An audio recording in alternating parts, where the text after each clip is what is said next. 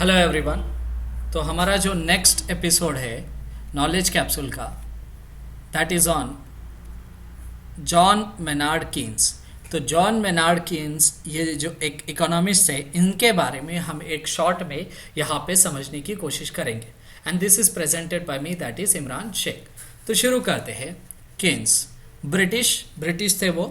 1888 में उनका जन्म हुआ और 1946 में उनकी मृत्यु हो गई। तो उनका क्या कहना था? When things go bad, like a world war or recession, then capitalism takes a long time to recover. तो उनका यह मानना था कि जब स्थिति बिगड़ जाती है, when things go bad, जैसे कि वर्ल्ड वॉर होता है यानी कि विश्व युद्ध होता है, या फिर मंदी की स्थिति आती है, तो तब पूंजीवाद जो है फिर से उठने में यहाँ पे वक्त लेता है। It takes time to recover. Example the great depression of the 1930s। तो 1930s में जो ग्रेट डिप्रेशन आया था, उसके बाद जो है कैपिटलिज्म को रिकवर होने में काफी वक्त लग गया। People stop spending, consumption decreases, so jobs decreases. तो यहाँ पे जो है लोग खर्च करना कम कर देते हैं, तो उसकी वजह से क्या होता है, उपभोग भी, उपभोग जो होता है वो भी कम हो जाता है। उसकी वजह से क्या होता है, उत्पादन और नौकरियां जो है वो घट जाती है। Thus, government needs to step in with a big fiscal stimulus and pump priming is required. तो इस वक्त जो है, इस स्थिति के अंदर जो है सरकार को आगे आना होता है और एक राजकोषीय सहायता के साथ जो है सरकार को सामने आना होता है। जैसे कि यूएस में जब 2008 का रिसेशन आया, तो उसके बाद क्या हुआ कि क्वांटिटेटिव ईजिंग की पॉलिसी यहाँ पे लाई गई, जिसके जरिए जो है काफी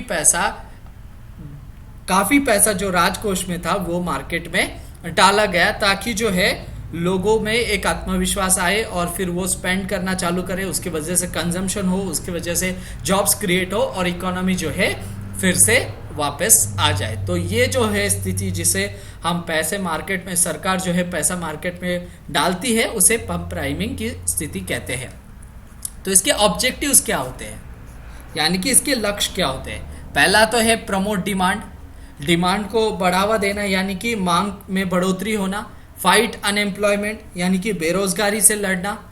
तीसरा होता है फाइट डिफ्लेशन, यानी कि अपस्थिति जो होती है उसे लड़ना।